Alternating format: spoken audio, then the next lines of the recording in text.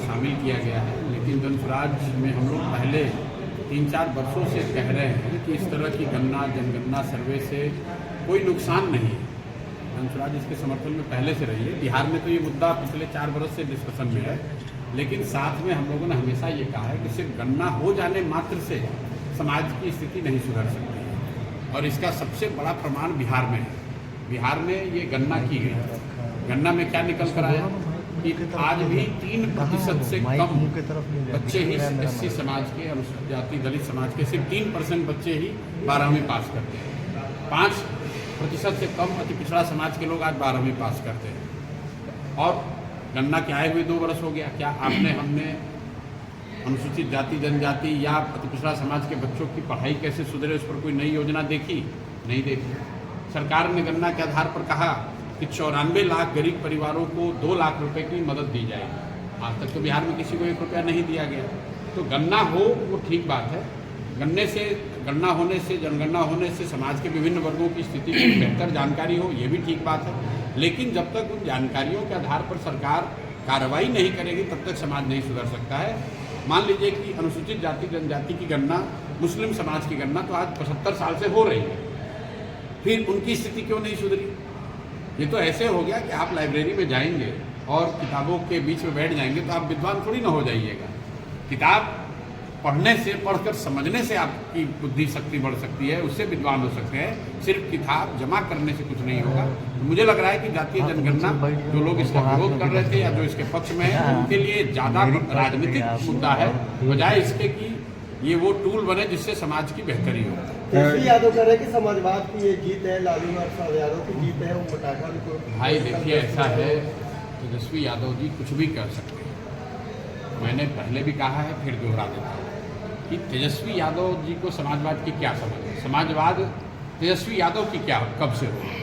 समाजवाद इस देश में लोहिया जी का रहा है, समाजवाद मधुलिमेय का है, समाजवाद यहाँ जेपी का है, समाजवाद यहाँ जोस फर्नांडिस का है। तेजस्वी यादव कब से समाजवाद के नेता हो गए? मैंने तो आज से करीब साल भर पहले कहा कि भाई आप ट्यूशन कर लीजिए, अपने सलाहकारों से बात कर लीजिए, सीख लीजिए, पढ़ लीजिए, और पढ़ने के बाद 10 दिन के बाद आकर कैमरे पर समाजवाद पर 5 लाइन बोल दीजिए, 5 मिनट कैमरे पर बिना कागज देखे हुए, तब तो बताएंगे क्या समाजवाद क्या है। कोई भी खड़ा होता है समाजवाद पर, अरे क्या समाजवाद को उनको समझ है? जिसको समाजवाद का परिभाषा नहीं मालूम है वो कह रहा है कि समाजवाद मेरा है। आपने शायद एक जगह बयान दिया था कि मुख्यमंत्री नीतीश कुमार इस बार मुख्यमंत्री नहीं बनेंगे, तो प्रशांत की नज़र में मुख्यमंत्री कौन? देखिए, खुद प्रशांत। मैं आपको क्या बता रहा हूँ कि आप बिहार में कोई बच्चा, आपके घर का कोई लड़का अगर सिपाही भी बनना चाह रहा है, परीक्षा पास करता है, उसका फिजिकल फिटनेस होता है, उसका मेडिकल जाँच होता है। आप आर्मी में बच्चे कम्पीट कर लेते हैं 5 साल 10 साल की मेहनत के बाद, फिर उनका मेडिकल जाँच होता है। क्यों? क्योंकि ये तय किया जाता है कि शारीरिक मानसिक तौर पर आप उस जिम्मेवारी को लेने के लिए फिट हैं। तो एक सिपाही बनने के लिए, शिक्षक बनने के लिए, सेना में भर्ती होने के लिए आपको फिजिकली मेंटली फिट होना है। और 13 करोड़ लोगों का जो मुखिया है वो उस आदमी के स्वास्थ्य को लेकर घर घर चर्चा हो रही है। ये चर्चा हम नहीं कर रहे हैं, ये चर्चा सबसे पहले सुशील मोदी ने शुरू की है। नवंबर 2023 में आप जाकर वीडियो देख लीजिए, विधानसभा के सामने खड़े होकर उन्होंने कहा कि नीतीश जी को लगता है कोई मानसिक गंभीर बीमारी है। आज के जो अभी डिप्टी सीएम हैं, विजय सिन्हा हो या सम्राट चौधरी हो, इन्होंने कहा कि नीतीश जी का मानसिक हालत ठीक नहीं है। तेजस्वी यादव ने कहा, चिराग पासवान ने कहा। और रोज जो आप और हम मीडिया के माध्यम से जो चित्र आ रहा है, जो वीडियो आ रहा है, जो हम लोग देख रहे हैं, ये कैसे संभव है कि 20 बरस का से जो आदमी मुख्यमंत्री है उसको ये पता नहीं चल रहा है कि राष्ट्रगान बज रहा है?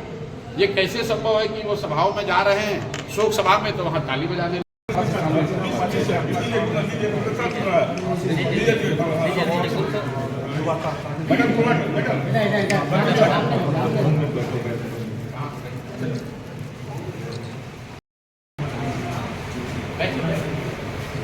मनोहर मंडल कहलगांव से जिला परिषद सचिव है।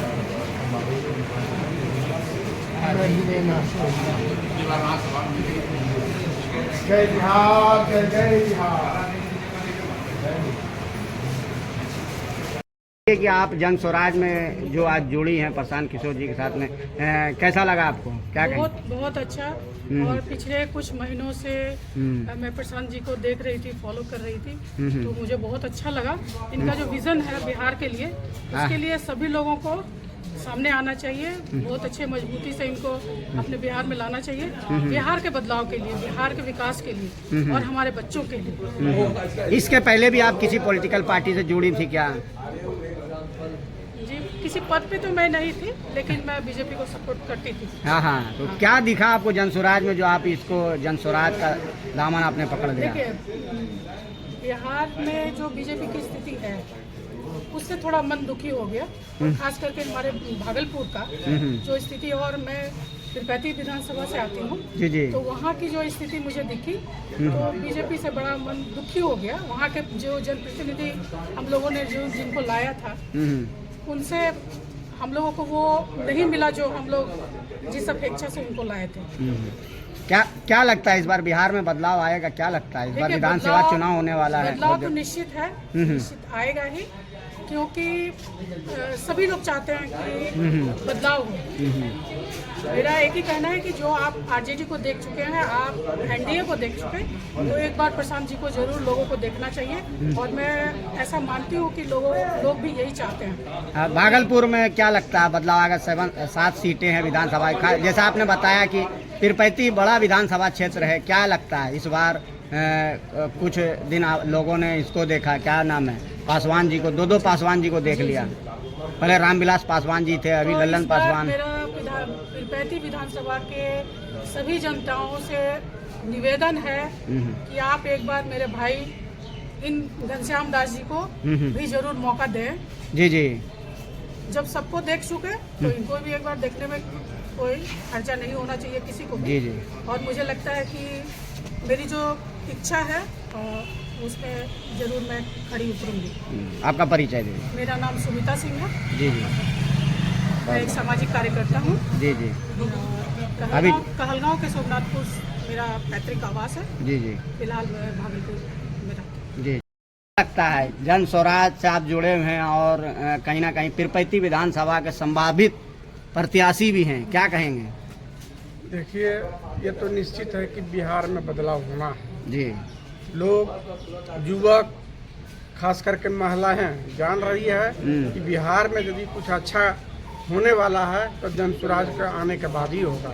इसलिए पूरा जोश खरोश से सब भिड़ गई है। और निश्चित तौर पर 2025 के इलेक्शन में आप देखिएगा कि जन स्वराज ही सत्ता में आएगी। पीरपैंती में इस बार बदलाव आएगा, क्या लगता है आपको? जनता किस आधार पे वोट देगी? क्या वहाँ पे मुद्दे हैं? बहुत सा मुद्दा है जो सोच करके लोग बनाए थे माननीय को, वो खरे नहीं उतरे हैं।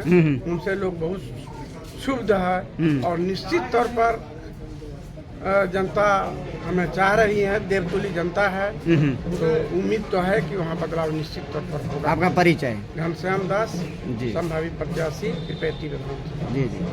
सर आज का दिन पीरपैंती विधानसभा के लिए बहुत ऐतिहासिक होने जा रहा है, क्योंकि एक पूर्व अध्यक्षता हैं, ये ह्यूमन राइट कमीशन के भागलपुर की पूर्व अध्यक्षा हैं। इन्होंने बिहार का रिप्रेजेंटेशन भी किया है महिला हाट हमीरपुर में। यानी कहने का अर्थ ये है कि अब पढ़ी लिखी महिलाएं हमारे पार्टी की ओर आ रही हैं। एक अच्छा संदेश पार्टी का लोगों के बीच जा रहा है। अभी बहुत लोग हिचक में हैं कि अब जाएं कब जाएं। बहुत महिलाएं हमारी दीदी इतना मेहनत, इतना हिम्मत कर आपको आई, आपके पार्टी में आई हैं, हमारे पार्टी में आई हैं। तो ये बिहार के उज्जवल भविष्य को दिखा रहा। हमारे पार्टी को आने से कोई रोकने वाला नहीं। पीरपैंती में इस बार बदलाव आएगा, क्या लगता है? पीरपैंती ही नहीं, पूरे बिहार में बदलाव आएगा, आप निश्चिंत रहें। लोग वोटर जो हैं वो साइलेंट वोटर हैं, हमारे एजुकेटेड वोटर हैं। पीछे की महिलाएं जिन्हें लोगों ने आज तक ठगा है, दलित के नाम पर वोट लिया है और शिक्षा उनको 3% है।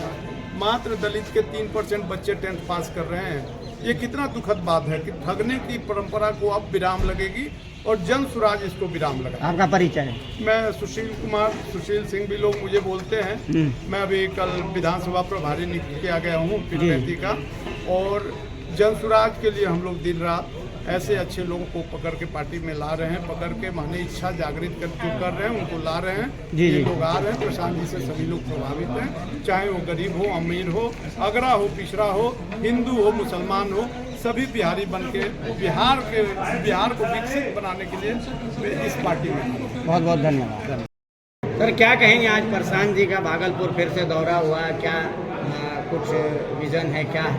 देखिए, भागलपुर जिला को 3 अनुमंडल में बांटा गया है। 23 तारीख को प्रशांत किशोर जी का आना हुआ। भागलपुर जिला के 2 अनुमंडलों में की सभा हो गई है। इसकी पहली सभा जो है वो पीरपैंती विधानसभा में हुई, दूसरी सभा सुल्तानगंज विधानसभा में हुई। आज उनकी नौगछिया अनुमंडल में गोपालपुर विधानसभा के साहू प्रवक्ता हाई स्कूल में सभा होनी है 11 बजे से। उसके उपलक्ष्य में प्रशांत किशोर जी आए और प्रशांत किशोर जी जब भागलपुर आते हैं, हम कार्यकर्ताओं में एक नई ऊर्जा का संचार हो जाता है, हम लोगों का जोश दुगना हो जाता है। उद्घोष यात्रा के तहत मतलब ये उद्घोष यात्रा के तहत जनसभा चल रही है, और क्या कहेंगे खास करके वहाँ क्या है सर, बिहार की जनता जो है वो परिवर्तन का मूड बना चुकी है और परिवर्तन की बिहार में सभी लोग आ रहे हैं। बस इसीलिए आज कुछ नए लोग भी आज जुड़े प्रशांत जी के बहुत सारे साथ। नए लोग भी जुड़े हैं जो प्रशांत किशोर जी के विचारों से प्रभावित हैं, जिनको लगता है कि सही में पिछले 35 साल से जो सत्ता पर आसीन नेता हमारे हैं, जिन्होंने बिहार की जनता का बंटाधार किया है, व्यवस्था परिवर्तन होनी चाहिए, सत्ता परिवर्तन होनी चाहिए, इसलिए लोग जुड़ भी रहे हैं। आपका परिचय? मेरा नाम मोहम्मद साबिर, जिला उपाध्यक्ष जनता पार्टी।